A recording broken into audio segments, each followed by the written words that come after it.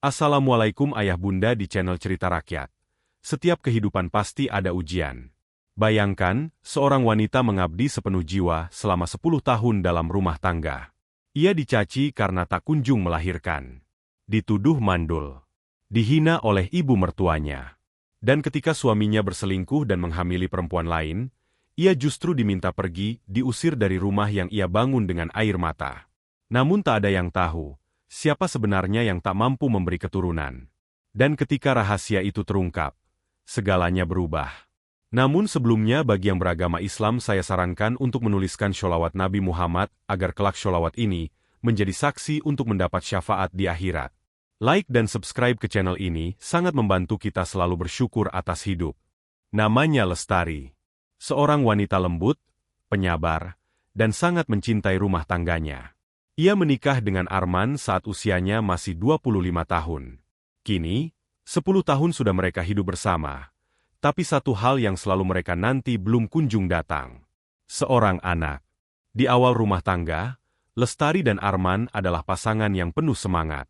Mereka menyicil rumah kecil 2 kamar di pinggiran kota, menanam bunga bersama di halaman depan, dan menggantung foto pernikahan mereka di ruang tamu. Tiap malam, mereka berbincang sambil berbaring, membayangkan suara tangis bayi yang akan mengisi ruang-ruang sunyi rumah mereka. Tahun pertama berlalu dengan harapan. Tahun kedua dengan usaha. Lestari memeriksa kesehatannya ke dokter kandungan, menjalani pengobatan herbal dan modern. Arman juga sempat ikut diperiksa sekali, tapi setelah itu tak pernah mau lagi. Ia merasa baik-baik saja. Setiap bulan, Lestari menghitung hari suburnya. Ia menyiapkan makanan sehat, menjaga tubuhnya, dan rajin berdoa. Namun, ketika haidnya datang, hatinya runtuh lagi. Tangisnya selalu ia tahan, agar Arman tidak risih. Tapi lama-kelamaan, justru Arman yang semakin menjauh. Arman mulai mudah marah. Ia pulang larut malam dengan alasan lembur. Setiap kali Lestari bicara tentang anak, ia membalikkan badan dan berkata, "Udah, jangan bahas itu lagi. Capek aku." Lestari mencoba mengerti. Ia bahkan ikut les memasak, berharap Arman lebih betah di rumah. Tapi tak satu pun usahanya membuahkan hasil. Dan yang lebih menyakitkan, adalah perlakuan dari ibu mertuanya, Bu Nani. Wanita itu seperti tak pernah menerima kehadiran Lestari sejak awal. Namun, saat mereka masih pengantin baru, ia masih bisa bersikap manis. Tapi setelah 2 tahun tak juga ada tanda-tanda kehamilan, Bu Nani berubah. Setiap datang ke rumah, Bu Nani selalu menatap Lestari dari ujung rambut hingga ujung kaki. Seolah mencari kesalahan di tiap helai rambut dan sepotong pakaian yang ia kenakan. "Ini rumah kok sepi banget ya? Gak kayak rumah orang yang udah nikah 10 tahun, ujar Bu Nani dengan senyum mengejek. Arman hanya tertawa.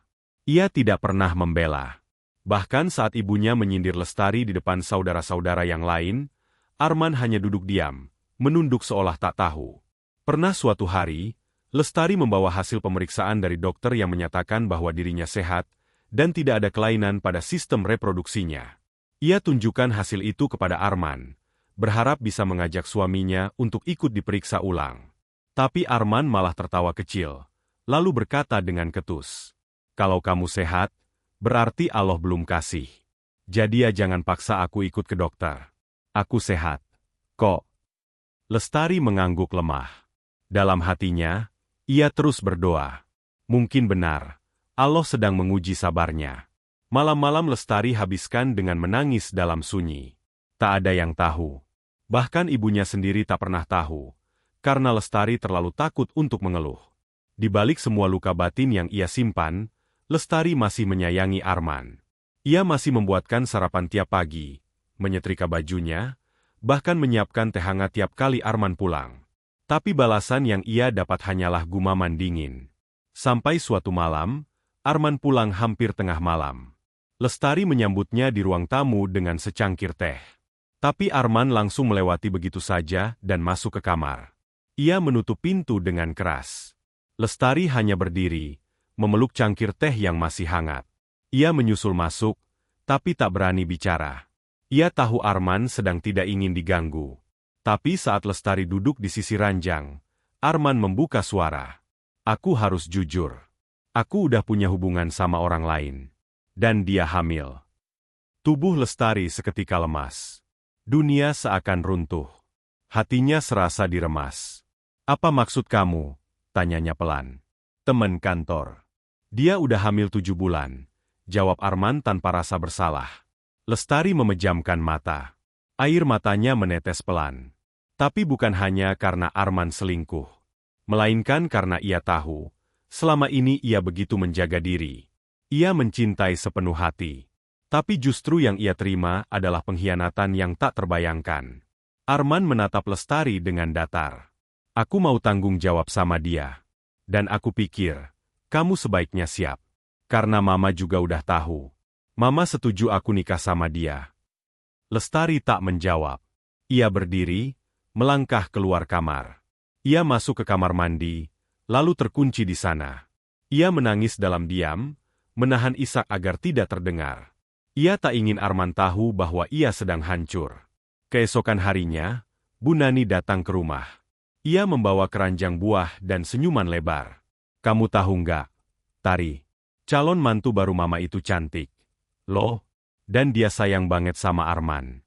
Nggak kayak kamu yang kaku dan dingin. Lestari hanya diam. Udah deh, kamu ngalah aja. Kamu kan nggak bisa kasih cucu. Biarlah Arman bahagia sama perempuan lain. Jangan egois, lanjut Bu Nani. Lestari ingin membalas. Ingin berteriak bahwa dirinya juga wanita. Bahwa dirinya juga terluka. Tapi ia tahan. Ia tahu, Bu Nani tidak akan pernah mau mendengarkan. Dalam hati, Lestari kembali berdoa. Ya Allah, jika ini ujian, kuatkan aku. Jika ini cobaan, jangan lepaskan aku dari penjagaan MU. Malam harinya, Lestari membuka laptop Arman yang tertinggal di meja kerja. Ia tidak berniat mengintip. Tapi rasa ingin tahu mengalahkan logikanya. Dan dari sanalah ia melihat semuanya. Foto-foto wanita itu. Video perut buncit yang dielus dengan mesra. Bahkan ada satu video saat wanita itu memanggil Arman dengan sebutan ayah. Lestari tak sanggup melihat lebih lama. Ia menutup laptop itu, lalu mengunci dirinya di kamar.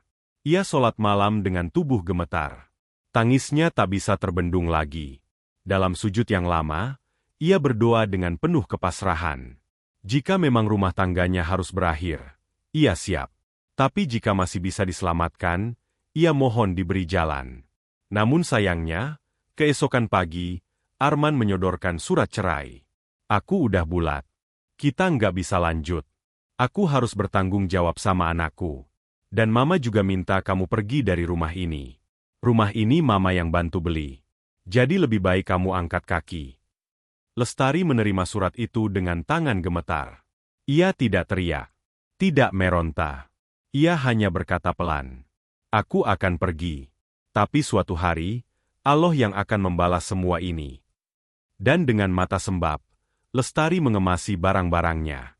Ia keluar dari rumah itu tanpa membawa dendam. Ia hanya membawa luka. Namun di balik luka itu, ada sesuatu yang belum mereka tahu. Bahwa anak yang dikandung wanita itu, bukanlah darah daging Arman. Dan bahwa selama ini, bukan Lestari yang mandul. Langit siang itu mendung saat Lestari meninggalkan rumah yang telah ia rawat sepenuh hati selama 10 tahun. Di punggungnya tergantung ransel kecil berisi pakaian, beberapa dokumen, dan satu album foto pernikahan yang tak sanggup ia tinggalkan. Ia berjalan menuju terminal tanpa berpamitan, tanpa menoleh. Hujan turun perlahan, membasahi kerudungnya yang lusuh, seolah menyatu dengan air matanya yang belum juga kering sejak malam terakhir di rumah itu. Ia menuju rumah kontrakan kecil yang terletak di pinggiran kota. Seorang sahabat lama bernama Ririn, yang dulu pernah satu kantor dengannya, menyambut Lestari dengan pelukan hangat dan tatapan iba. Kamu bisa tinggal di sini selama kamu mau, ujar Ririn sambil menggenggam tangan Lestari. Lestari mengangguk. Ia tak bisa berkata apa-apa. Tenggorokannya terasa seperti terkunci. Namun di dalam hati, ia bersyukur. Masih ada orang baik yang sudi menampung dirinya di saat dunia seolah menolaknya. Hari-hari berlalu, dan Lestari mencoba bangkit. Ia mulai bekerja sebagai penjahit rumahan, menerima pesanan dari tetangga sekitar. Tangannya terampil, dan hasil jahitannya rapi. Dalam sebulan, Penghasilannya cukup untuk makan, membayar kontrakan, dan sedikit menabung. Namun luka batin itu belum sembuh. Malam-malam Lestari masih dihantui bayangan Arman. Masih terdengar suara Bu Nani mencaci makinya. Tapi ia belajar untuk melepaskan. Ia belajar memaafkan, walau hatinya belum sepenuhnya rela. Sementara itu, di rumah lamanya, Arman dan ibunya tengah sibuk menyiapkan acara menyambut kelahiran bayi dari wanita yang ia yakini sebagai kekasih dan calon istri barunya. Namanya Nindi. Seorang wanita cantik yang dulu satu divisi dengan Arman. Mereka menjalin hubungan di belakang Lestari selama hampir setahun. Bu Nani terlihat begitu bahagia. Ia mendekor kamar bayi dengan penuh semangat. Ia menyebar kabar ke seluruh keluarga bahwa akhirnya ia akan punya cucu. Akhirnya, Arman benar juga milih perempuan yang subur, ujarnya sombong di hadapan tetangga. Namun kebahagiaan mereka tak berlangsung lama. Hari itu, Nindi dibawa ke rumah sakit karena merasakan kontraksi lebih awal. Usia kandungannya belum 9 bulan. Arman mendampingi dengan penuh cemas. Ia menggenggam tangan Nindi dan berbisik, "Aku di sini, sayang. Kamu kuat, ya." Setelah proses persalinan yang cukup lama, akhirnya bayi itu lahir. Arman menangis bahagia. Ia mencium dahi Nindi dan mengucapkan syukur berulang kali. Namun, beberapa hari kemudian, saat pihak rumah sakit meminta Arman menandatangani dokumen kelahiran dan bersedia menjalani tes darah sebagai bagian dari prosedur standar, sesuatu yang tak terduga terjadi. Hasil tes itu menunjukkan bahwa golongan darah bayi dan Arman tak mungkin cocok secara biologis. Dokter yang menangani mereka pun memanggil keduanya ke ruang konseling. "Maaf Pak Arman, tapi berdasarkan hasil pemeriksaan darah dan genetik, kemungkinan besar Anda bukan ayah biologis dari bayi ini." Arman terdiam. Wajahnya pucat. "Apa maksudnya, Dok? Saya kan yang selama ini bersama Nindi. Saya yang dampingi dia dari awal kehamilan sampai sekarang." Dokter itu menjelaskan dengan lembut, namun tegas, bahwa secara ilmiah, golongan darah dan marker genetik yang dimiliki sang bayi tidak memungkinkan jika Arman adalah ayah kandungnya. Arman langsung menoleh ke arah Nindi. Kamu selingkuh," suaranya gemetar. Nindi tertunduk. Air matanya mengalir. Namun ia tidak menyangkal. "Aku nggak tahu harus bilang dari mana," katanya lirih, "tapi waktu kita mulai dekat, aku masih berhubungan dengan mantan pacarku. Aku pikir bayi ini mungkin anakmu." Arman menjerit. Kepalanya berdenyut hebat. Ia merasa seperti ditampar keras oleh kenyataan.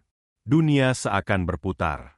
Ia yang dengan bangga menceraikan Lestari, dengan semangat membangun hidup baru, kini justru ditikam balik oleh perempuan yang ia pilih. Beberapa hari kemudian, Arman kembali ke rumah sakit untuk melakukan tes kesuburan secara diam-diam. Hatinya diliputi rasa penasaran, sekaligus ketakutan. Dan dari situlah, rahasia yang selama ini terkubur mulai terkuak. Arman dinyatakan memiliki kondisi azoospermia, sebuah kondisi langka di mana tubuh tidak memproduksi sperma sama sekali. Dokter itu menatapnya dengan tatapan simpati. "Pak, saya minta maaf. Tapi Anda memang tidak bisa memiliki anak secara alami." Arman terduduk lemas. Hancur. Matanya kosong.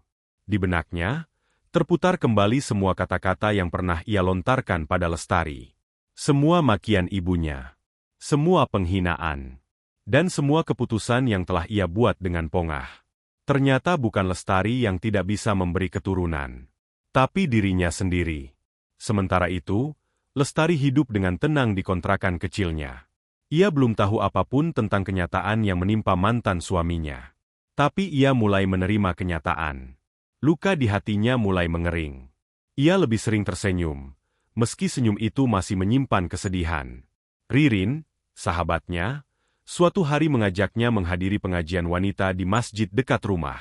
"Ayo, Tar, kita dengar ceramah. Bagus loh, temanya tentang keikhlasan." Lestari mengangguk. Ia butuh siraman rohani. Ia ingin hatinya lebih tenang. Di pengajian itu, ustazah yang berceramah berbicara tentang sabar dan balasan Allah bagi hamba-hamba yang teraniaya. Orang yang terzalimi, jika ia tidak membalas dengan kezaliman, maka langit akan membalasnya. Dan percayalah, balasan Allah tidak akan pernah meleset. Bisa jadi bukan dalam bentuk yang kita minta, tapi pasti akan datang pada waktu yang tepat. Lestari menunduk, air matanya jatuh tanpa suara. Ia merasa seperti sedang diajak bicara langsung oleh Allah. Hatinya bergetar. Dan di saat itu, ia merasa benar-benar dikuatkan.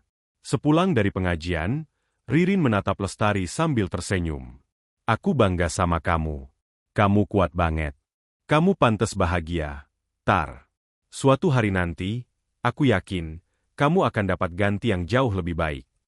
Lestari hanya membalas dengan senyuman kecil. Dalam hatinya, ia tahu hidup belum selesai. Namun dari kejauhan, takdir mulai memutar balasan yang adil. Arman kini hidup dalam tekanan. Nindi meninggalkannya, membawa bayi yang ternyata anak pria lain. Ibunya, Bu Nani, tak henti menyalahkannya. Kamu memalukan. Gara-gara kamu ceraiin Lestari, keluarga kita jadi bahan omongan. Kamu pikir kamu hebat? Ternyata kamu mandul. Setiap hari, rumah yang dulu penuh kesombongan kini bergema oleh pertengkaran dan makian. Arman mencoba menghubungi Lestari. Tapi Lestari tidak pernah membalas. Ia hanya membaca pesan itu, lalu menghapusnya tanpa ragu. Dalam pesan itu, Arman menulis, "Aku salah. Tolong maafkan aku. Kalau kamu masih mau, aku janji akan perbaiki semuanya." Namun bagi Lestari, itu sudah terlalu terlambat. Kini, hidupnya bukan lagi untuk kembali pada masa lalu, tapi untuk berjalan ke masa depan. Dan di sana, di ujung jalan, Allah sudah menyiapkan sesuatu yang tak pernah ia sangka.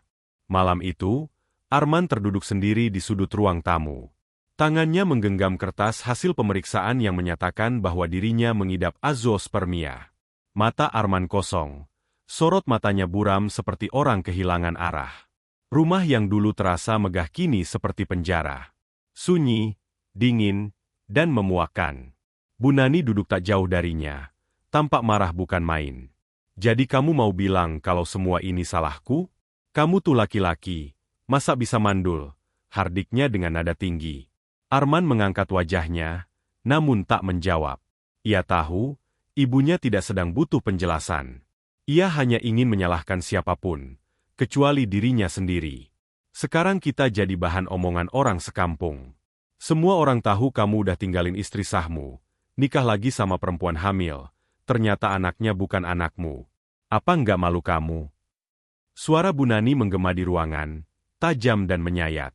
Tapi yang paling menyakitkan bukan hanya karena Nindi telah menipunya, tapi karena ia harus menerima kenyataan bahwa selama ini, semua tuduhan terhadap Lestari adalah kesalahan besar. Dan ia telah menjatuhkan wanita sebaik Lestari ke dasar jurang yang paling dalam. Di saat yang sama, Lestari sedang menjahit kebaya pesanan seorang tetangga. Ruang kontrakan kecilnya kini terasa hangat dan penuh kehidupan. Beberapa pot bunga hias dipajang di jendela, dan suara muratal dari radio mini menenangkan batinnya. Walau hidupnya sederhana, tapi hati Lestari jauh lebih tenang dibandingkan saat masih tinggal di rumah megah Arman. Satu hal yang selalu ia jaga adalah wudhu. Sejak keluar dari rumah itu, Lestari bertekad untuk lebih dekat dengan Allah. Ia sholat tahajud setiap malam, berdoa tanpa henti. Bukan meminta kembalinya Arman, tapi memohon kekuatan agar bisa terus berjalan, walau sendirian. Satu malam, setelah menyelesaikan sholat, Lestari duduk menghadap sajadah. Ia berdoa dalam tangis yang lirih namun khusyuk. Ya Allah, jika semua ini adalah bentuk kasih sayang MU padaku, maka aku terima. Tapi jika Engkau izinkan aku bahagia, izinkan aku bahagia dalam ridho MU. Air matanya menetes membasahi sajadah. Tapi kali ini, bukan air mata putus asa, melainkan air mata ketundukan. Di luar sana, Arman semakin terpuruk. Nindi telah meninggalkannya. Ia membawa bayinya pindah ke kota lain dan memblokir semua akses komunikasi. Arman tak punya siapa-siapa lagi. Ia bahkan diusir oleh beberapa rekan kerjanya yang tahu aibnya. Reputasinya hancur. Karirnya runtuh. Bu Nani pun ikut merasakan akibatnya. Rumah mereka sepi. Saudara yang dulu memuji-muji kini menjauh. Bahkan tetangga yang dulu suka menumpang makan kini pura-pura tak kenal saat bertemu di pasar. Tak ada lagi yang datang membawa ucapan selamat. Yang tersisa hanyalah bisik-bisik dan tatapan sinis. Karma, ya. Istrinya yang dulu dilecehkan sekarang malah buka usaha dan jadi panutan ibu-ibu. Iya, katanya Lestari sekarang malah sering ngisi pengajian. Lembut banget orangnya. Gak pernah nyindir. Padahal kalau dia mau balas dendam, bisa banget. Berita tentang kehidupan Lestari mulai menyebar. Meski ia tak pernah memamerkan apapun, tapi kebaikannya menjalar dari mulut ke mulut. Banyak ibu-ibu datang ke rumah kontrakannya minta dijahitkan baju, atau sekadar minta didoakan. Suatu siang, seorang ustazah dari majelis pengajian datang ke rumah Lestari. Bu Lestari, insya Allah bulan depan ada pelatihan wirausaha perempuan. Kami ingin ibu jadi mentor menjahit untuk para janda dan ibu rumah tangga yang belum punya penghasilan. Lestari terkejut. Saya? Tapi saya cuma penjahit kecil, Bu. Ustazah itu tersenyum. Justru itu. Ibu bukan hanya ahli menjahit, tapi juga ahli menjaga sabar. Itu lebih penting untuk jadi contoh. Lestari mengangguk perlahan. Dalam hatinya, ia tahu, ini bukan kebetulan. Ini adalah buah dari luka yang ia telan dengan ikhlas. Di sisi lain, Arman mulai sakit-sakitan. Ia mengalami gangguan psikosomatik. Setiap malam ia gelisah. Nafasnya pendek, tidurnya tak tenang. Ia sering bermimpi tentang Lestari. Mimpi di mana ia memohon dimaafkan. Tapi Lestari hanya tersenyum dan berjalan menjauh. Ia menghubungi nomor lama Lestari, namun sudah tidak aktif. Ia pernah datang ke rumah kontrakan Lestari, tapi hanya berdiri dari jauh. Saat melihat wanita itu sedang menyapu halaman dengan senyum di wajahnya, Arman merasa semakin kecil. Ia tak berani mendekat. Beberapa hari kemudian, ia menulis surat. Surat itu ia kirim lewat Ririn, sahabat Lestari yang ia tahu masih berhubungan. Tar, aku tahu aku nggak pantas dimaafkan. Tapi kalau suatu hari kamu baca surat ini, aku hanya ingin bilang, kamu adalah perempuan terbaik yang pernah hadir di hidupku. Dan aku adalah manusia paling bodoh karena menyia-nyiakanmu. Lestari membaca surat itu sambil duduk di bawah pohon mangga di belakang kontrakan. Tangannya gemetar, matanya basah. Tapi ia tidak menangis karena iba. Ia menangis karena sudah mampu memaafkan. Namun ia tidak pernah membalas surat itu. Karena bagi Lestari, beberapa luka tidak perlu dibuka kembali. Cukup dibiarkan sembuh dengan tenang. 2 bulan kemudian, Lestari mendapat kabar bahwa usaha jahitnya terpilih menjadi percontohan di tingkat kecamatan. Ia diundang ke acara penghargaan kecil. Saat namanya disebut, seluruh hadirin berdiri memberi tepuk tangan. Bu Nani yang diam-diam datang di barisan belakang, hanya bisa menatap dari kejauhan. Hatinya remuk. Ia melihat Lestari menerima penghargaan dengan senyum tenang, memakai kebaya hasil jahitannya sendiri. Wanita yang dulu ia hina sebagai mandul tak berguna, kini berdiri tegak sebagai simbol kekuatan dan kebaikan. Sepulang dari acara itu, Lestari menulis diari kecilnya. Hari ini aku sadar. Allah tidak membalas dengan kebencian, tapi dengan keadilan. Dan kadang, keadilan itu datang dalam bentuk yang lebih lembut dari air mata. Ia menutup bukunya, lalu menatap langit senja yang cerah. Angin berhembus pelan. Dan di dalam hatinya, Lestari tahu, hidupnya baru saja dimulai. Pagi itu, udara terasa lebih hangat dari biasanya. Matahari menyinari pekarangan rumah kontrakan Lestari yang kecil namun bersih. Di pojok halaman, pot-pot bunga yang dulu hanya 2, kini sudah berjajar rapi. Sebagian besar pemberian para pelanggan yang merasa puas atas hasil jahitannya. Lestari berdiri di depan pintu, menyapu dedaunan kering sambil tersenyum. Hidupnya kini tak lagi mewah, tapi penuh makna. Di ruang tamu, sebuah mesin jahit berdiri setia di sudut. Di atasnya tergeletak beberapa potong kain pesanan. Pagi ini, Lestari berniat menyelesaikan gaun pesta seorang ibu yang anaknya akan menikah minggu depan. Sambil menjahit, Lestari tak henti bersyukur. Ia tahu, ini semua adalah rahmat dari Allah. Meski bukan berupa suami baru atau anak yang selalu ia doakan, tapi ia diberi hal lain yang tak kalah indah. Hati yang lapang. Kehidupan yang damai, dan nama baik yang kembali bersinar. Siang harinya, Ririn datang membawa kabar bahwa komunitas wirausaha perempuan diundang untuk ikut pameran di balai kota. Tar, kamu harus ikut. Ini kesempatan besar. Nanti kamu bisa bawa hasil jahitan terbaikmu. Bisa jadi ada yang tertarik kerjasama, ucap Ririn dengan semangat. Lestari mengangguk. Meski sempat ragu, ia tahu kesempatan tak datang dua kali. Ia mulai memilih kain terbaik yang akan dibawa. Di dalam hati, ia berbisik pelan, semoga semua berjalan lancar. Hari pameran pun tiba. Lestari datang dengan pakaian sederhana tapi rapi. Ia membawa 5 set busana hasil karya tangannya. Di stan miliknya, ia memajang hasil jahitan dengan tenang. Banyak pengunjung yang singgah, memuji kerapian dan detail dari tiap pakaian. Beberapa bahkan langsung memesan di tempat. Tiba-tiba seorang pria paruh baya dengan jas rapi menghampiri stan Lestari. Di belakangnya, seorang pemuda dengan kemeja bersih tersenyum ramah. Assalamualaikum. Ibu Lestari. Ya? Tanya pria itu sopan. Waalaikumsalam. Iya, betul. Bisa saya bantu? Jawab Lestari. Pria itu memperkenalkan diri sebagai Pak Mulyadi, pemilik butik busana muslim ternama di kota sebelah. Ia mengaku sudah mendengar tentang Lestari dari laporan panitia. Saya tertarik dengan detail bordir di kebaya ibu. Apakah ibu tertarik menjalin kerjasama dengan butik kami? Kami sedang mencari penjahit inti yang punya sentuhan lembut tapi berkualitas. Lestari menahan napas. Ia tidak langsung menjawab. Dalam hatinya, ia masih tak percaya bisa mendapat tawaran sebesar ini. Pemuda yang berdiri di samping Pak Mulyadi lalu ikut bicara. Namanya Rizky. Ia adalah putra dari Pak Mulyadi yang baru pulang dari studi luar negeri dan ikut membantu bisnis keluarga. Ibu, semua hasil karya ibu luar biasa. Tapi yang paling saya lihat bukan hanya hasilnya, tapi cara ibu menghadapi setiap orang. Senyum ibu, tulus banget. Lestari tersipu. Sudah lama sekali ia tidak mendapat pujian yang tulus seperti itu. Biasanya, selama 10 tahun, yang ia dengar hanyalah caci maki dan tuntutan.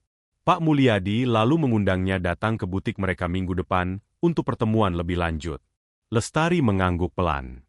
Dalam hati ia bertanya-tanya, apakah ini bagian dari takdir Allah yang mulai menyapanya kembali? Beberapa hari setelah acara itu, Lestari mengunjungi butik Pak Mulyadi. Bangunannya besar, interiornya modern, dan suasananya hangat. Ia disambut langsung oleh Rizky. Mereka berbincang cukup lama. Lestari menjelaskan pengalamannya. Ia jujur bahwa dirinya bukan lulusan desainer terkenal, dan hanya belajar menjahit secara otodidak. Tapi Rizky justru kagum. Justru karena itu ibu berbeda. Bakat yang lahir dari ujian hidup, biasanya lebih tahan terhadap badai. Satu kalimat yang sangat menyentuh hati Lestari. Setelah pertemuan itu, Lestari resmi menjadi mitra butik tersebut. Ia diberi ruang kerja kecil di pojok butik, dan semua alat jahit canggih. Tiap hari, ia bekerja dengan tenang dan damai. Tak ada teriakan. Tak ada penghinaan. Hanya kebaikan dan penghargaan. Rizky sering menyempatkan diri mengobrol. Ia tidak hanya sopan, tapi juga cerdas dan berwawasan. Ia tahu cara berbicara dengan menghargai. Sesekali, ia membawa makanan kecil untuk Lestari. Ini donat buatan ibuku. Katanya ibu jangan sampai lupa makan kalau kerja, ujarnya sambil tertawa kecil. Perhatian kecil itu membuat hati Lestari hangat. Tapi ia tetap menjaga jarak. Ia belum sepenuhnya siap membuka lembaran baru. Luka yang lama masih menyisakan bekas. Namun waktu perlahan menyembuhkan semuanya. 6 bulan berlalu. Usaha Lestari tumbuh pesat. Ia tak hanya menjahit, tapi mulai diminta merancang. Pak Mulyadi bahkan memberinya kepercayaan untuk mengatur pelatihan bagi penjahit-penjahit baru. Rizky pun makin sering hadir. Tapi bukan hanya sebagai rekan kerja. Ia mulai mengirimkan sinyal perasaan yang lebih dalam. Namun ia tidak pernah memaksa. Ia tahu luka Lestari terlalu dalam untuk disembuhkan dengan cepat.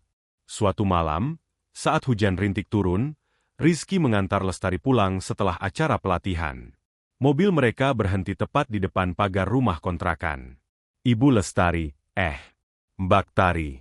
Maaf, saya mau bicara sebentar, ujar Rizky sambil menunduk. Lestari menoleh dengan hati tenang. Saya tahu, saya mungkin belum pantas. Tapi saya merasa nyaman berada di dekat Mbak Tari. Saya lihat Mbak bukan cuma wanita kuat, tapi juga wanita yang bisa jadi cahaya buat orang sekitar. Saya tidak minta jawaban sekarang. Tapi kalau suatu saat Mbak sudah siap membuka hati, saya ingin jadi orang pertama yang datang. Lestari tidak menjawab. Ia hanya menatap Rizky, lalu mengangguk pelan. Satu tetes air mata jatuh dari sudut matanya. Bukan karena sedih, tapi karena untuk pertama kalinya, ia merasa dihargai bukan karena tubuh, bukan karena status, tapi karena ketulusan. Rizky pamit dengan sopan. Lestari masuk ke dalam rumah dengan hati bergetar. Malam itu, ia kembali sujud, menangis di atas sajadah. Tapi kali ini, ia tidak meminta lagi. Ia hanya mengucap syukur. Sementara itu, Arman hidup dalam kesendirian. Ia pindah ke rumah kecil yang jauh dari keramaian. Setiap hari, ia hanya duduk di kursi tua, memandangi jendela yang tak pernah benar-benar terbuka. Bu Nani jatuh sakit karena tekanan darah tinggi. Ia tinggal bersama Arman, tapi hubungan mereka dingin. Tak ada lagi percakapan hangat. Tak ada lagi tawa. Hanya penyesalan yang tak pernah selesai. Di meja ruang tamu, masih tergeletak foto Lestari. Satu-satunya yang tidak dibuang oleh Arman. Arman sering menatap foto itu sambil berkata pelan, "Andai waktu bisa diputar." Namun waktu tidak pernah bisa kembali. Langit pagi itu cerah, seperti membuka halaman baru dalam hidup Lestari. Suara burung-burung kecil terdengar dari sela pepohonan di halaman belakang rumah kontrakan yang kini disulap menjadi tempat belajar menjahit bagi para ibu-ibu sekitar. Lestari menggelar tikar, menyusun peralatan menjahit, dan mempersiapkan materi pelatihan. Hari ini adalah kelas keempat yang ia adakan secara sukarela untuk para janda dan ibu rumah tangga kurang mampu. Di wajah-wajah para ibu itu, Lestari melihat dirinya sendiri beberapa tahun silam. Wajah yang menyimpan luka, namun tetap memaksa tersenyum. Hati yang pernah hancur, tapi tak berhenti berharap. "Ibu Lestari, saya dulu nggak tahu cara pakai mesin ini.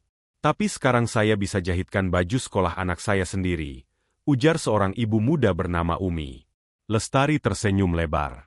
Kebahagiaan sederhana seperti itu kini menjadi sumber kekuatan baru untuknya. Ia tidak lagi menunggu pujian atau pengakuan dari orang lain. Ia bahagia karena bisa berguna. Karena hidupnya tak lagi diukur dari status seorang istri, melainkan sebagai wanita yang mampu berdiri meski sempat dipatahkan. Setelah kelas berakhir, Lestari duduk sendirian di ruang tamu. Ia menatap lemari kecil tempat ia menyimpan buku doa dan diarinya. Hatinya terasa lebih lapang dari biasanya. Ia memejamkan mata, mengenang semua jalan panjang yang telah ia lalui. Rasa sesak itu perlahan berubah menjadi tenang. Luka yang dulu ia pikir akan membunuhnya, kini justru menjadikannya utuh kembali. Sore harinya, Rizky datang membawa beberapa katalog desain busana yang baru selesai dicetak. Mereka duduk di halaman belakang sambil berdiskusi tentang koleksi baru untuk Lebaran tahun ini. Rizky memperhatikan Lestari yang tampak lebih tenang dan dewasa dari perempuan manapun yang pernah ia temui. "Kamu tahu nggak, Mbak Tari," ucap Rizky dengan suara pelan, "aku dulu pernah trauma sama wanita. Pernah disakiti juga. Tapi pas lihat kamu, aku sadar ternyata luka itu bukan untuk ditangisi terus, tapi untuk disembuhkan, dan jadi jalan buat jadi lebih baik." Lestari menoleh, tersenyum tanpa kata. Tapi sorot matanya seolah berkata, "Aku tahu rasanya." Hari-hari berikutnya berjalan dengan cepat. Usaha butik yang dikelola Rizky dan keluarganya berkembang pesat. Nama Lestari sebagai perancang utama mulai dikenal. Ia diundang ke beberapa acara lokal, bahkan ditawari program khusus oleh sebuah lembaga sosial untuk membina perempuan korban rumah tangga. Satu malam, saat Lestari baru saja selesai menyiapkan seragam acara sosial, ia duduk di teras rumahnya yang mungil. Angin berhembus lembut. Aroma melati dari pot gantung menguar pelan. Di kejauhan, terlihat siluet Rizky berjalan mendekat sambil membawa 2 gelas minuman hangat. Ia duduk di samping Lestari, menyerahkan 1 gelas kepadanya. "Kopi jahe, tanpa gula. Katanya kamu suka yang pahit tapi hangat," ucap Rizky sambil tersenyum. Lestari tertawa kecil.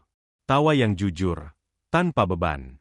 Mereka duduk dalam diam untuk beberapa saat, menikmati malam yang tenang tanpa kata-kata. Lalu Rizky membuka suara. "Mbak Tari, maaf kalau aku terlalu sering datang. Tapi semakin lama, aku makin sadar. Aku nggak cuma kagum sama hasil kerja kamu, tapi sama kamu sebagai manusia. Aku nggak tahu apakah aku boleh berharap lebih, tapi izinkan aku jujur. Aku ingin menjadikan kamu bagian dari hidupku. Lestari terdiam. Bukan karena kaget, tapi karena hatinya kini benar-benar damai. Tidak ada dendam, tidak ada luka. Ia menatap Rizky dalam-dalam. Lalu perlahan menjawab, Rizky, dulu aku pernah berpikir tidak akan pernah bisa mencintai lagi. Tapi Allah itu maha menyembuhkan. Kalau kamu siap, aku juga siap berjalan lagi. Pelan-pelan. Tapi pasti. Jawaban itu membuat Rizky terdiam sejenak. Matanya berkaca-kaca. Ia menggenggam tangan Lestari dengan lembut. Tak ada pelukan. Tak ada janji manis. Hanya genggaman sederhana yang penuh makna. Beberapa bulan kemudian, sebuah acara pernikahan sederhana digelar di halaman belakang rumah Pak Mulyadi. Undangannya tidak banyak. Hanya orang-orang terdekat. Lestari duduk di pelaminan, mengenakan gaun sederhana berwarna putih gading. Di sampingnya, Rizky menatapnya dengan penuh syukur. Tak ada pesta mewah. Tak ada hiasan mencolok. Tapi suasananya hangat, damai, dan penuh berkah. Di sudut lain kota, Arman mendengar kabar pernikahan itu dari media sosial. Ia menatap foto Lestari dengan Rizky sambil menahan napas panjang. Di dalam dirinya, perasaan hancur kembali menyeruak. Bukan karena cemburu, tapi karena menyesal telah membuang wanita sebaik itu. Bu Nani hanya menggelengkan kepala. Kita pantas dapat ini, men, ucapnya lirih, kita dulu terlalu sombong. Setelah hari itu, Arman lebih banyak menghabiskan waktu di musola kecil dekat rumah. Ia mencoba menebus masa lalunya. Tapi bayang-bayang Lestari tak pernah benar-benar hilang. Sementara itu, Lestari dan Rizky membangun kehidupan baru dengan tenang. Mereka tak langsung memaksakan punya anak. Mereka fokus membangun usaha, berbagi ilmu, dan terus menebar kebaikan. Dan suatu hari, di bulan keempat pernikahan mereka, Lestari merasa tubuhnya lelah dan sering mual. Ia mencoba tes pack, tanpa harapan apapun. Tapi 2 garis merah muncul dengan jelas. Air matanya jatuh membasahi pipi. Ia memeluk tes pack itu sambil tersenyum. Allah, engkau tidak pernah terlambat. Terima kasih. Rizky masuk ke kamar dan melihat Lestari masih memeluk tes pack itu. Ia tersenyum dan langsung memeluk istrinya dengan lembut. Kita dikasih hadiah ya, Mbak Tari. Lestari mengangguk. Iya, tapi bagiku, kamu udah jadi hadiah terbesar duluan. Dan disinilah Lestari berdiri. Bukan sebagai korban, tapi sebagai pemenang. Hari itu hujan turun rintik-rintik. Langit mendung tapi tak membuat suasana hati Lestari menjadi suram. Di balik jendela rumah barunya yang mungil dan nyaman, ia duduk bersandar sambil memandangi taman kecil yang dirawatnya bersama Rizky. Perutnya mulai membuncit. Usia kandungannya memasuki bulan kelima. Setiap kali tangan Rizky menyentuh perutnya dan membisikkan doa, Lestari selalu menahan tangis haru. Tidak pernah ia bayangkan bahwa dari hidup yang penuh luka, Allah masih memberinya keajaiban seperti ini. Seorang suami yang lembut dan setia. Sebuah rumah tangga yang damai. Dan kini, calon buah hati yang selama ini hanya hadir dalam doanya. Pagi itu, Rizky mengantar Lestari ke klinik untuk kontrol kehamilan. Setelah pemeriksaan selesai, dokter mengatakan bahwa janin tumbuh dengan sehat dan normal. Detak jantungnya kuat. Senyum Lestari mengembang. Ia menggenggam tangan Rizky erat-erat. Alhamdulillah, Rizky. Aku nggak percaya. Ini semua nyata, ucap Lestari pelan. Rizky membalas genggamannya. Kalau Allah sudah berkehendak, nggak ada yang bisa menghalangi. Termasuk luka masa lalu. Dalam perjalanan pulang, mereka berhenti sejenak di warung kecil di pinggir jalan. Rizky membelikan jagung rebus, makanan favorit Lestari sejak kecil. Sambil makan, mereka berbincang tentang nama anak. Mereka belum tahu jenis kelamin sang bayi. Tapi bagi Lestari, apapun itu, ia akan menerimanya dengan penuh cinta. Kalau perempuan, aku pengen namanya Aisyah, kata Lestari pelan. Kalau laki-laki, tanya Rizky sambil tersenyum. Lestari berpikir sebentar. Muhammad. Karena aku ingin anak kita jadi anak yang lembut, sabar, dan kuat seperti nabi kita. Rizky menatapnya dalam. Apapun nama dan jenis kelaminnya, yang penting kita jaga dia dengan cinta. Kita besarkan dia bukan buat balas dendam ke masa lalu, tapi buat menyebarkan kebaikan. Lestari mengangguk pelan. Ia tahu, masa lalunya mungkin akan selalu ada di balik pikirannya. Tapi kini, ia tak lagi hidup untuk membuktikan apapun. Ia hidup untuk mencintai, untuk memberi, dan untuk menjadi ibu yang sebaik-baiknya ibu. Sementara itu, kabar tentang kehamilan Lestari mulai tersebar. Banyak tetangga dan teman lama yang datang menjenguk. Beberapa membawa oleh-oleh kecil, sebagian besar hanya ingin menyampaikan selamat secara langsung. Mereka semua tahu bahwa Lestari pernah dijuluki perempuan mandul oleh mertua lamanya. Tapi kini, semua terbantahkan. Ririn, sahabat Lestari yang setia sejak awal, datang membawa selendang bayi hasil rajutannya sendiri. Ini hadiah dari aku. Kamu nggak tahu, Tar, aku ikut nangis waktu tahu kamu hamil. Aku tahu betul gimana kamu dulu dihina, dijatuhkan, ditinggalkan. Tapi sekarang, kamu menang. Lestari memeluk Ririn sambil menangis. Tapi bukan tangis kesedihan. Tangis syukur. Tangis lega. Tangis seorang wanita yang akhirnya dipeluk bahagia setelah dipelintir luka begitu lama. Namun tidak semua hati ikut berbahagia. Di sebuah rumah tua yang mulai rapuh di pinggiran kota, Arman duduk termenung sambil memandangi selembar foto lama. Foto pernikahannya dengan Lestari. Foto yang sudah menguning dan mulai robek di sudutnya. Di meja dekat kursi, ada surat kabar lokal yang memuat berita kecil tentang program pelatihan menjahit yang digagas oleh Lestari dan Rizky. Judulnya sederhana. Perempuan biasa, karya luar biasa. Arman meremas surat kabar itu. Dadanya sesak. Ia tak bisa tidur selama berhari-hari sejak mendengar bahwa Lestari sedang mengandung. Baginya, kabar itu seperti tamparan dari langit. Bukti nyata bahwa semua kesombongannya dulu adalah kebodohan yang tak bisa ia ulangi. Bu Nani kini hanya bisa terbaring di tempat tidur. Sakitnya makin parah. Darah tingginya kambuh karena sering stres. Ia sudah tidak sekuat dulu. Tubuhnya kurus, rambutnya memutih lebih cepat dari usia. Di rumah itu, hanya Arman yang merawatnya. Tapi hubungan mereka pun dingin. Tak ada lagi kata lembut. Yang tersisa hanya saling diam. Pernah suatu sore, Bu Nani bertanya pelan. Men, kamu masih ingat Lestari? Arman mengangguk tanpa menoleh. Aku salah. Ya, lanjut Bu Nani. Arman tidak menjawab. Salahku karena dulu terlalu ikut campur. Aku pikir, wanita itu harus sempurna. Harus bisa ngasih cucu cepat. Tapi ternyata yang mandul kamu.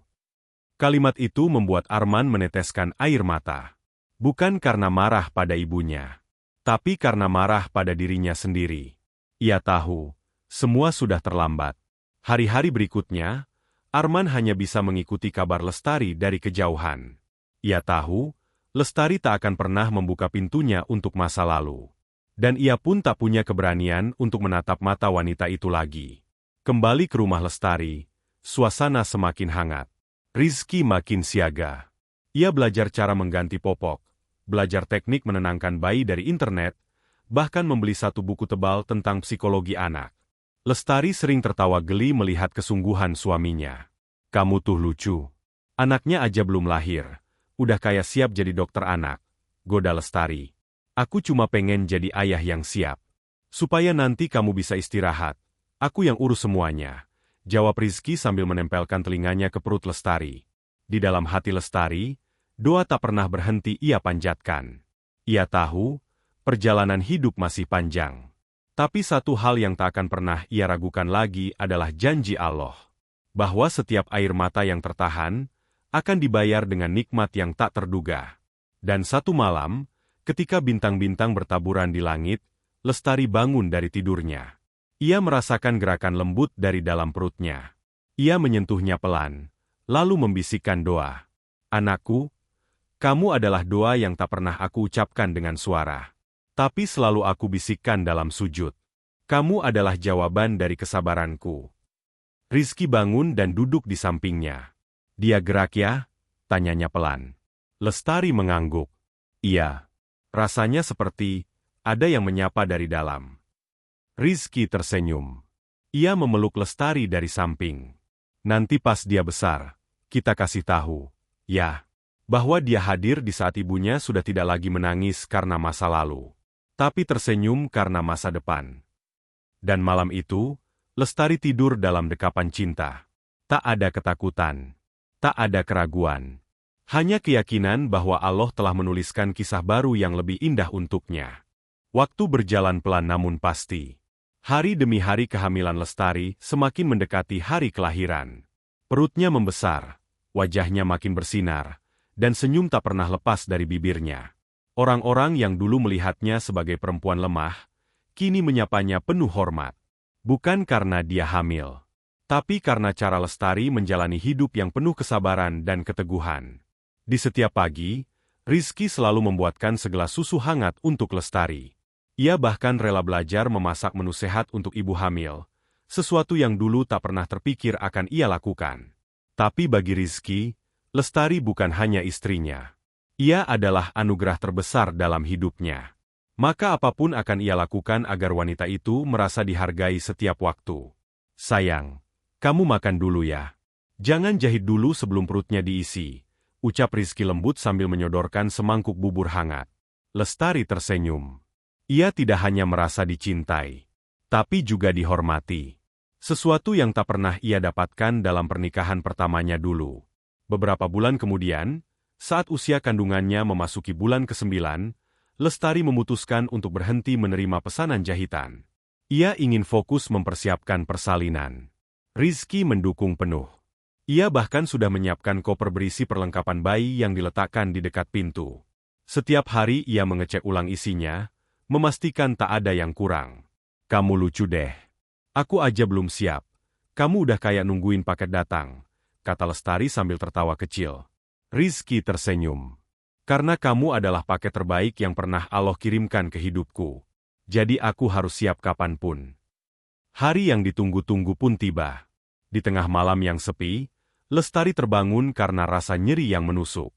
Ia mencoba berdiri tapi tubuhnya gemetar. Rizky langsung terbangun. Panik tapi tetap tenang. Kita ke rumah sakit sekarang ya. Tenang, aku sudah siap. Dalam waktu singkat, mereka sampai di rumah sakit. Lestari dibawa masuk ke ruang bersalin. Rizky menunggu di luar dengan jantung yang berdebar. Di dalam ruang itu, suara tangis, jeritan, dan doa bergantian memenuhi ruangan. Lestari menggenggam erat selimutnya, berjuang sekuat tenaga. Beberapa jam kemudian, suara tangis bayi memecah keheningan. Tangisan yang tak hanya menyentuh langit, tapi juga hati siapapun yang mendengarnya. Seorang perawat keluar dari ruang bersalin sambil tersenyum. Selamat, Pak Rizky. Bayinya perempuan. Ibu dan anak sehat. Rizky menunduk, menutup wajahnya dengan kedua tangan.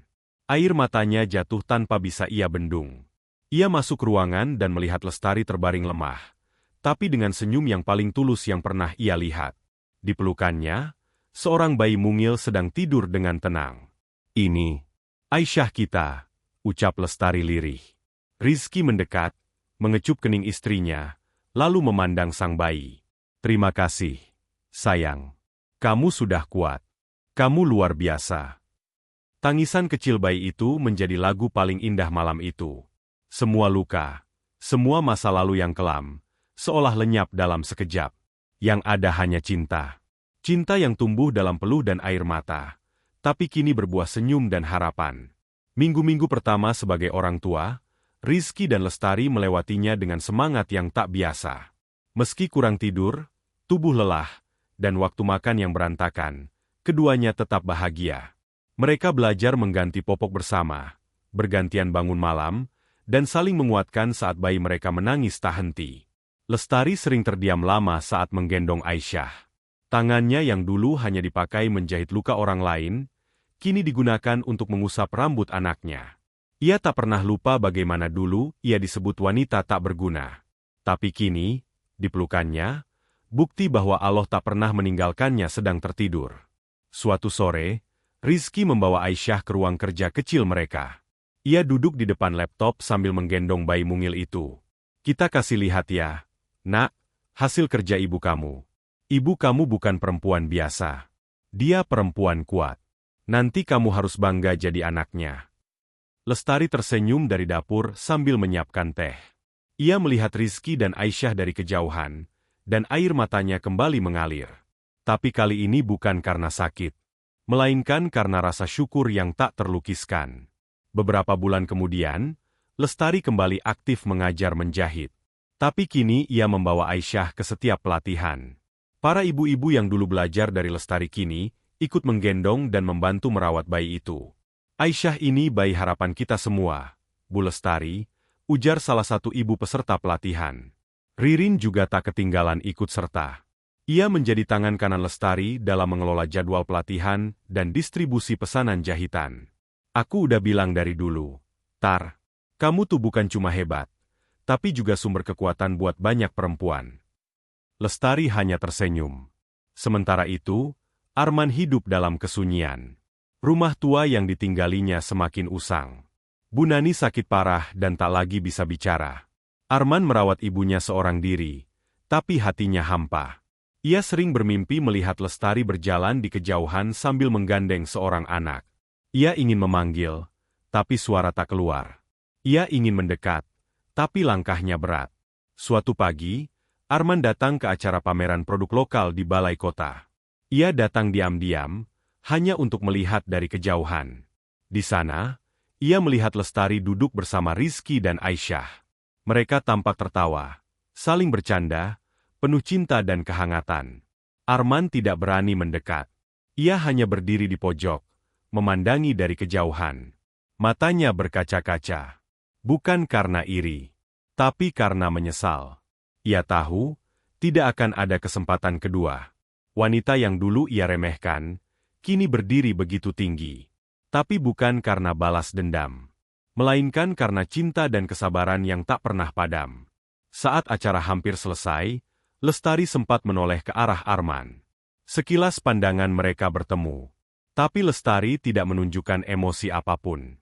Ia hanya tersenyum tipis, lalu kembali menggandeng tangan suaminya dan menggendong Aisyah. Pandangan itu cukup bagi Arman untuk mengerti bahwa Lestari telah benar-benar melepaskan masa lalu, dan bahwa dirinya kini hanyalah pelajaran yang tidak akan diulang. Malam itu, Lestari menulis diarinya seperti biasa. Di lembaran kertas yang mulai usang, ia menuliskan, "Ya Allah, dulu aku menulis doa-doa ini dengan air mata. Kini aku menuliskannya sambil tersenyum. Karena engkau tidak pernah tidur. Engkau tidak pernah meninggalkanku. Dan engkau telah tunjukkan padaku bahwa sabar tak pernah sia-sia." Ia menutup diari itu, menatap bayi mungilnya yang tertidur di samping, lalu mencium kening Rizky yang sudah lebih dulu terlelap. Di luar, hujan turun pelan. Tapi di dalam rumah kecil itu, cinta tumbuh dan hidup dengan subur. Pagi itu, sinar matahari masuk lembut melalui celah tirai kamar. Lestari membuka mata perlahan, lalu tersenyum melihat wajah mungil Aisyah yang tidur di pelukannya. Gadis kecil itu kini sudah menginjak usia 1 tahun. Rambutnya mulai tumbuh lebat, matanya bundar, dan tawanya mampu meluluhkan setiap hati yang mendengarnya. Di dapur, Rizky sudah menyiapkan sarapan. Aroma roti panggang dan teh jahe memenuhi rumah kecil mereka. Tak lama kemudian, suara tawa Aisyah menggema saat ayahnya mengangkatnya tinggi-tinggi sambil berkata, "Putri, ayah bangun ya. Hari ini kita main ke taman, ya." Lestari menyaksikan itu semua dengan air mata yang tak lagi pahit. Ia bersyukur, sangat bersyukur. Hidupnya tak sempurna, tapi cukup. Ia tak punya segalanya, tapi punya segalanya dalam kesederhanaan. Hari itu, mereka pergi ke taman kota. Aisyah berjalan pelan sambil menggenggam tangan ibunya. Di sekeliling, daun-daun mulai berguguran menandakan musim berganti. Lestari duduk di bangku taman, memandangi langit biru yang bersih dari awan. "Dulu aku pernah merasa hidupku akan berakhir di luka," bisik Lestari pada Rizky. "Tapi ternyata, Allah menyimpan semuanya untuk waktu yang lebih indah." Rizky menggenggam tangannya. "Karena kamu bersabar. Kamu tidak membalas dengan benci. Makanya Allah menuliskan akhir yang lain." Tiba-tiba, dari kejauhan, seseorang menghampiri. Seorang wanita tua dengan langkah tertatih, dibantu tongkat kayu dan seorang remaja perempuan di sampingnya. Lestari mengerutkan dahi. Ia mengenali sosok itu. Bu Nani. Wajahnya jauh berbeda. Pucat, keriput, dan tatapannya kosong. Di sisinya, seorang cucu dari anak pertamanya yang kini tinggal di luar kota. Rizky berdiri dan hendak menegur. Namun Lestari menyentuh lengannya dan menggeleng. Biar aku saja. Lestari mendekat, menatap wanita yang dulu pernah menyakitinya dengan kata-kata tajam. Tapi kini, wajah itu bukan lagi wajah yang sama. Bukan wajah seorang mertua yang sombong, tapi wajah seorang ibu yang lelah, renta, dan penuh penyesalan. Bu Nani menatap Lestari dengan mata berkaca-kaca. Bibirnya bergetar. Ia tidak tahu harus berkata apa. Tapi Lestari memegang tangannya, dan dengan suara yang pelan tapi tegas, ia berkata, "Saya sudah memaafkan, Bu. Sejak lama." Air mata mengalir dari mata Bu Nani. Ia ingin memeluk, tapi tubuhnya terlalu lemah. Maka ia hanya menggenggam tangan Lestari, erat. Erat seperti seseorang yang takut kehilangan kesempatan terakhir. Remaja perempuan di samping Bu Nani tersenyum kecil. Ia tahu, neneknya sedang menebus sesuatu dari masa lalu yang tak bisa diulang. Tak lama, Bu Nani dan cucunya berpamitan. Rizky menggandeng Lestari kembali ke bangku taman, dan Aisyah kembali berlari-lari kecil sambil memunguti bunga jatuh dari pohon. Lestari memandangi langit sekali lagi. Hari itu, aku tahu balas dendam bukanlah jawaban. Yang membebaskan bukan amarah, tapi maaf. Beberapa hari setelah pertemuan di taman itu, Lestari menerima kabar bahwa Bu Nani telah meninggal dunia. Ia wafat dalam tidurnya, dengan tenang. Tidak ada pelayat ramai, hanya segelintir keluarga. Tapi Lestari datang. Bukan untuk mengenang luka, tapi untuk memberikan doa. Ia berdiri di depan makam Bu Nani, membacakan doa dengan khusyuk. Ya Allah, ampuni dia. Karena ia pernah membuatku kuat lewat kesakitannya. Rizky berdiri di belakangnya sambil menggendong Aisyah. Anak itu tidak tahu apa yang terjadi, tapi seolah mengerti bahwa hari itu adalah hari yang hening. Hari untuk memaafkan sepenuhnya. Malam harinya, Lestari membuka kembali diari lamanya. Ia membaca ulang halaman-halaman yang penuh coretan tangis, doa-doa di tengah malam, dan kata-kata yang ia tulis saat hatinya sekarat. Lalu di lembar terakhir, ia menulis kalimat baru. Bukan akhir yang buruk, tapi awal yang baru. Karena aku tidak mati dalam luka. Aku tumbuh darinya. Tahun-tahun pun berlalu. Aisyah tumbuh menjadi anak yang ceria, sopan, dan cerdas. Lestari dan Rizky membesarkannya dengan nilai kesederhanaan dan cinta yang dalam. Ia tak pernah diajarkan untuk membenci siapapun. Bahkan ketika kelak ia mendengar kisah masa lalu ibunya. Di rumah sederhana yang telah direnovasi lebih baik, Lestari membuka sanggar menjahit yang diberi nama Rumah Aisyah. Sebuah tempat di mana perempuan-perempuan yang dulu patah, bisa belajar untuk bangkit kembali. Di sana, Lestari tidak hanya mengajarkan teknik menjahit, tapi juga mengajarkan keteguhan, kesabaran, dan cinta. Ia selalu mengatakan kepada murid-muridnya, hidup ini tidak selalu ramah. Tapi selama kita memilih untuk tetap baik, maka kebaikan akan datang. Mungkin tidak cepat, tapi pasti. Dan benar. Kebaikan yang datang kepada Lestari bukan hanya berbentuk keluarga baru, tapi juga kesempatan untuk memberi arti kepada hidup banyak orang. Di suatu acara penghargaan perempuan inspiratif, nama Lestari disebut sebagai satu dari 5 tokoh perubahan. Ia naik ke atas panggung sambil membawa Aisyah yang kini sudah berusia 5 tahun. Di depan puluhan orang, Lestari hanya mengucapkan satu kalimat. Saya bukan siapa-siapa. Saya hanya seseorang yang menolak dibentuk oleh luka. Dan semua orang berdiri, memberi tepuk tangan panjang. Dari kejauhan, Arman menyaksikan itu melalui layar ponsel. Ia menunduk, lalu mematikan layar. Di sisinya, hidupnya berjalan biasa. Tanpa cinta, tanpa arah. Tapi ia tahu, Lestari tidak akan pernah kembali. Karena wanita itu sudah berjalan terlalu jauh, terlalu tinggi, untuk kembali ke tempat di mana ia pernah dijatuhkan. Kini, Lestari hidup tenang. Ia tidak pernah menuntut apa-apa. Tidak menagih permintaan maaf. tidak mengungkit luka. Karena baginya, semua itu adalah masa lalu yang sudah selesai. Yang tersisa hanyalah masa depan. Masa depan yang ia bangun sendiri, bata demi bata, dengan cinta yang tak pernah habis. Dan setiap malam sebelum tidur, Lestari selalu membacakan doa untuk Aisyah. Di akhir doa, ia selalu berkata, "Jadilah perempuan yang kuat. Tapi jangan lupa, kuat bukan berarti keras. Kuat itu ketika kamu bisa menangis, tapi tetap melangkah." Aisyah memeluk ibunya, lalu berkata, "Aku sayang ibu. Aku ingin jadi seperti ibu." Lestari tersenyum, memeluk anaknya erat. Dan malam pun berakhir, dalam keheningan yang penuh makna. Dalam rumah yang kecil tapi penuh cinta. Di dalam hati seorang ibu yang dulunya pernah remuk, tapi kini telah utuh kembali. Pagi di desa tempat Lestari tinggal kini jauh berbeda dari belasan tahun lalu, saat hidupnya dipenuhi dera dan luka.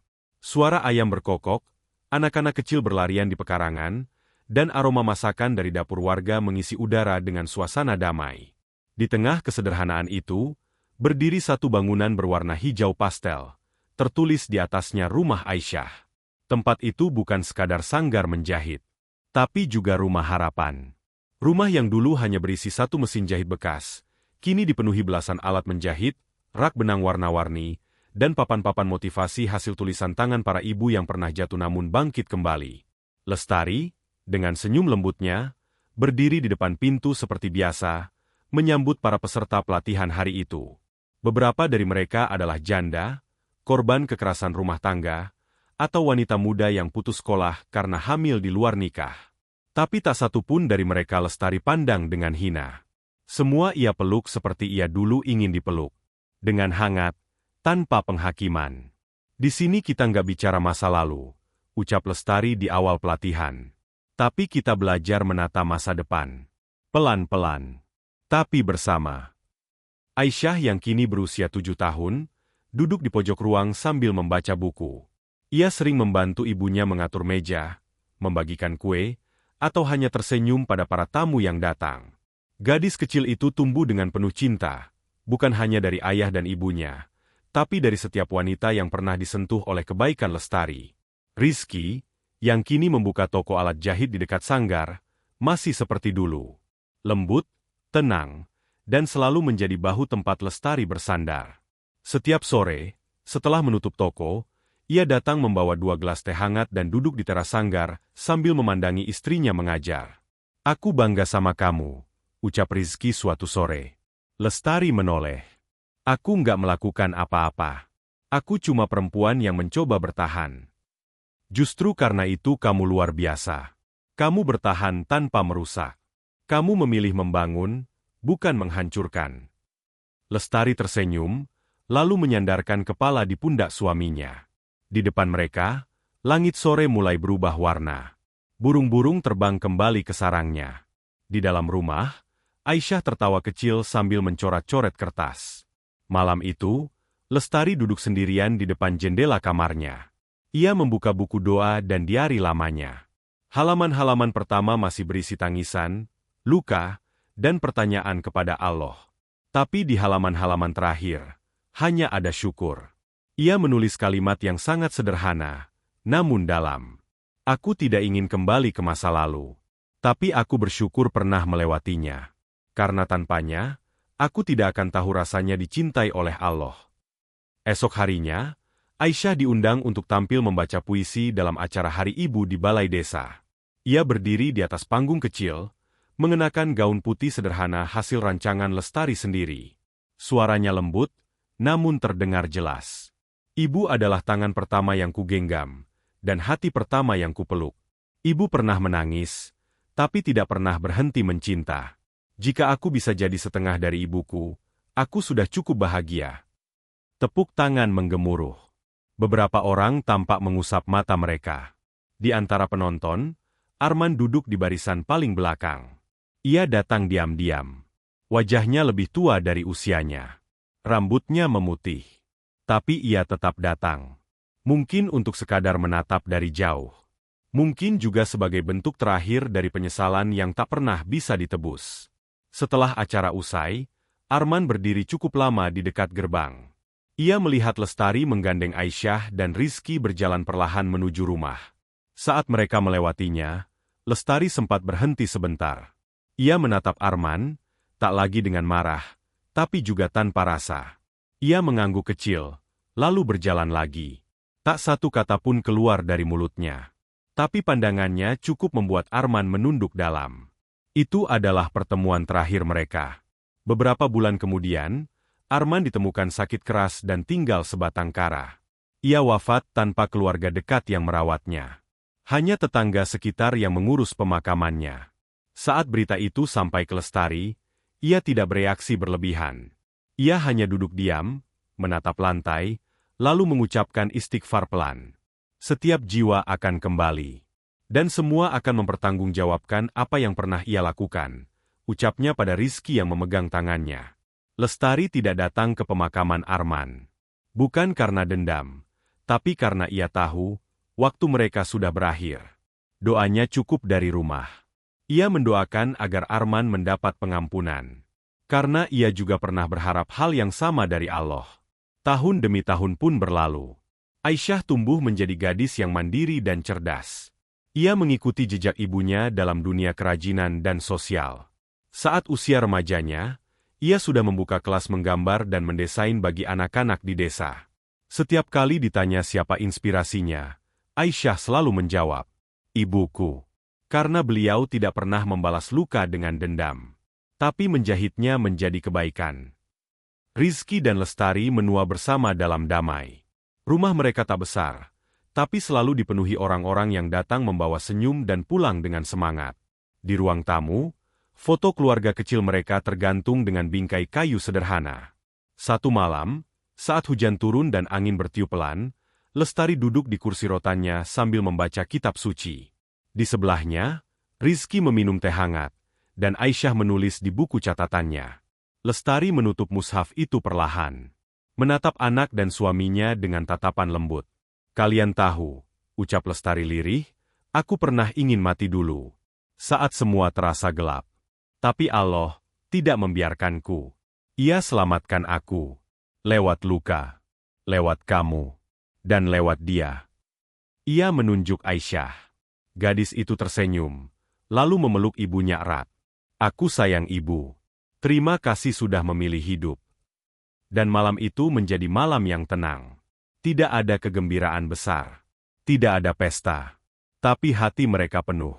Penuh oleh sesuatu yang tak bisa dibeli. Rasa cukup, rasa syukur, dan rasa damai yang tak akan pernah pudar. Satu doa Lestari dulu mungkin sederhana. "Ya Allah, bahagiakan aku." Tapi siapa sangka, dari doa itu, Allah menjahitkan satu kehidupan yang baru. Tidak selalu mudah, tapi indah di setiap helanya. Dan begitulah hidup Lestari berakhir. Bukan dengan tangisan, tapi dengan senyuman. Bukan dengan balas dendam, tapi dengan pengampunan.